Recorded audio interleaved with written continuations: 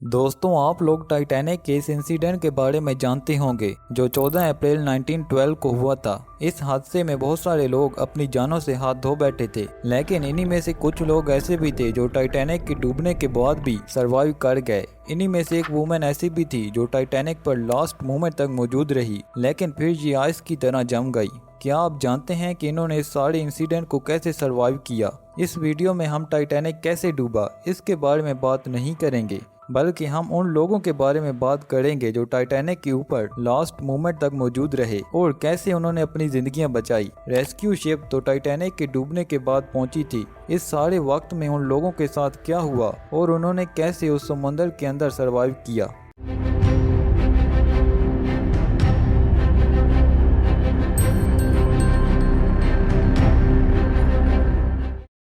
दोस्तों, टाइटैनिक के डूबने से पहले क्रू ने सबसे पहले औरतों और छोटे बच्चों को शिप से बाहर निकाला ताकि वो अपनी जान बचा सकें। लेकिन इनमें से एक वुमेन ऐसी भी थी जिसने वेसल से बाहर निकलने से इनकार कर दिया था। ये वुमेन आखिरी लम्हात तक टाइटैनिक में मौजूद रही और इसने टाइटैनिक के समुंदर के अंदर जाने के बाद सरवाइव किया और अपनी जान बचा ली थी।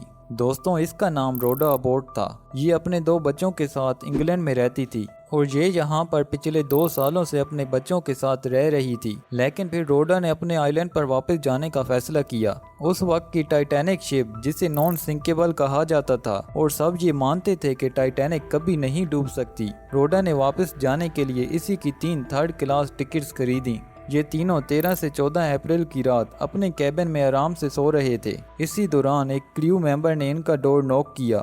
उसने इनसे कहा कि आप लोग लाइफ जैकेट्स पहने और यहाँ से बाहर निकलें। यहाँ से बाहर निकलकर ये लोग दूसरे थर्ड क्लास टिकट्स वाले लोगों के साथ लाइन में लगकर लाइफ बोट का इंतजार करने लग गए। क्रू मेंबर सिर्फ औरतों और बच्चों को लाइफ बोट में जाने की इजाज़त दे रहे थे, लेकिन रोडा के बच्चे टीम से अपनी मदर के साथ जाने के लिए रिक्वेस्ट कर रहे थे।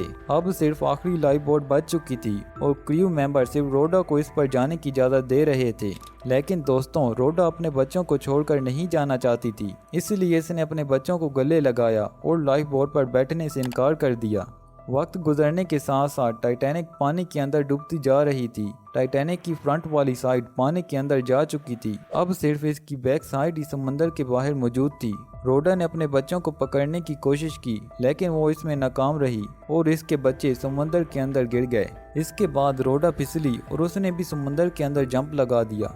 ये तैरती हुई एक लाइफ बोट तक पहुंच गई जिसे इसने जंप लगाने से पहले देखा था। रोडा उस लाइफ बोट पर चढ़ गई और अपनी आंखों से टाइटैनिक को समंदर में डूबते हुए देखा। अनफॉर्चुनेटली रोडा अपने 2 बच्चों की जान नहीं बचा सकी थी। रोडा के अलावा बोट में उस वक्त 13 लोग और भी मौजूद थे, लेकिन इन सब में से सिर्फ रोडा ही सरवाइव कर पाई थी। कुछ वक्त बाद वहां पर शिप RMS कार्पेथिया पहुंची। इसको करीब ही एक लाइफ बोट में रोडा तकरीबन जमी हुई मिली। ऑलमोस्ट 3 दिन बाद जब कार्पेथिया सब लोगों को लेकर वापस पहुंची तो रोडा को हॉस्पिटल में शिफ्ट कर दिया गया और ये अगले 2 हफ्तों तक हॉस्पिटल में एडमिट रही। दोस्तों, बाद में रोडा ने बताया कि जब टाइटैनिक डूब रही थी और सब लोग लाइफ बोट में सवार हो रहे थे, तब मैं लाइफ बोट में सवार नहीं हुई और इस बात का मुझे कोई गम नहीं है, क्योंकि मैं अपने बच्चों के साथ कुछ एक्स्ट्रा वक्त गुजारना चाहती थी।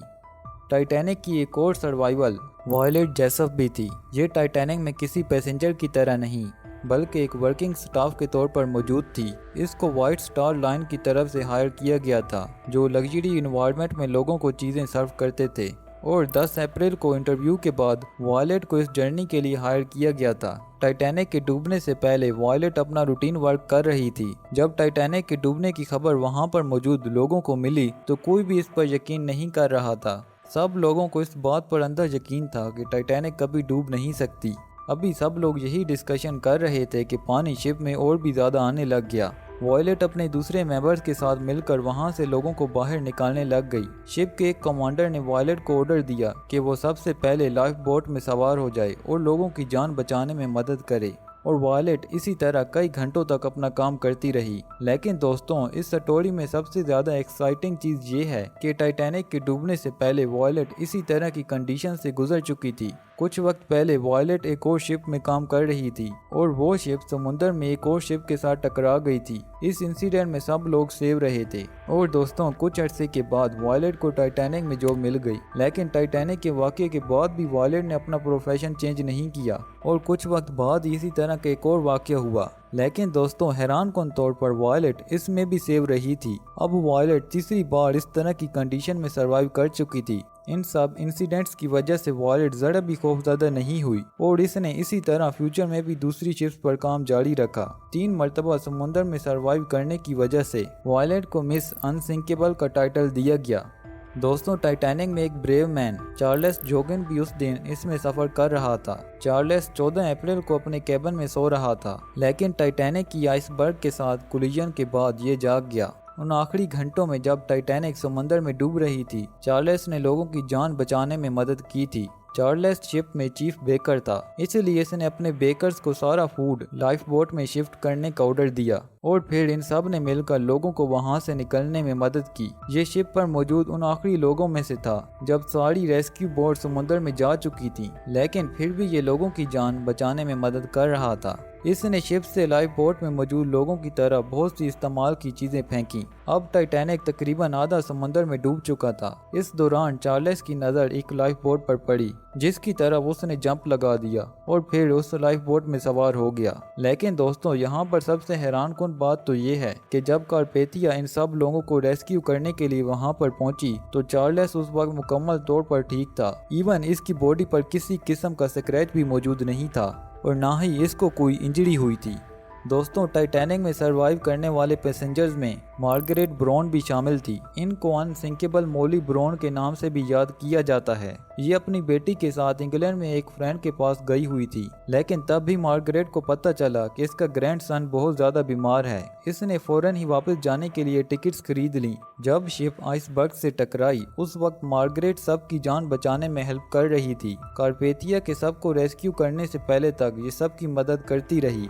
इस इंसिडेंट के बाद मार्गरेट ने एक सर्वाइवल कमेटी बनाई और $10,000 का फंड इकट्ठा किया। उस वक्त ये रकम बहुत ज्यादा थी। इसके बाद कई सालों तक ये टाइटैनिक में सरवाइव करने वाले लोगों की हेल्प करती रही और उनकी भी मदद की जिनकी फाइनेंशियल कंडीशंस इस इंसिडेंट की वजह से मुतासिर हुई। इसके अलावा मार्गरेट ने वाशिंगटन में टाइटैनिक मेमोरियल बनाने में भी हेल्प की थी। ये उन चंद लोगों में शामिल थी जिन्होंने आखिरी वक्त में अपनी जान की परवाह किए बगैर लोगों की मदद की और सब लोगों को पूरी हिफाजत के साथ लाइफ बोट में सवार किया।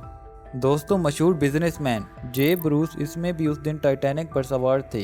इनके लिए शिप का डूबना सिर्फ हादसा नहीं था। इन्होंने आखिरी बोट में उस वक्त जंप किया जब 20 मिनट के बाद टाइटैनिक समुद्र में डूब गई। इस तरह इन्होंने अपनी जान बचा ली थी। जब ये मेन लैंड पर पहुंचे तो न्यूज़पेपर रीड करते हुए इन्होंने देखा कि कुछ आर्टिकल्स में इस सब इंसिडेंट का रिस्पॉन्सिबल इनको ठहराया गया है और सब यही इल्जाम लगा रहे थे कि शिप की सिंकिंग की जिम्मेदारी इसी शख्स पर आती है। ये व्हाइट स्टार लाइन कंपनी के डायरेक्टर थे जिसने इस शिप को बनाया था। न्यूज़पेपर के मुताबिक ये शिप को तेज चलाने के लिए ऑर्डर दे रहे थे और ये शिप को अमेरिका में टाइम से पहले पहुंचाना चाहते थे और इसके रिलेटेड गुड रिव्यूज हासिल करना चाहते थे। इसके रिजल्ट में शिप हाई स्पीड की वजह से आइसबर्ग से टकरा गई और डैमेज होकर समुद्र में डूब गई।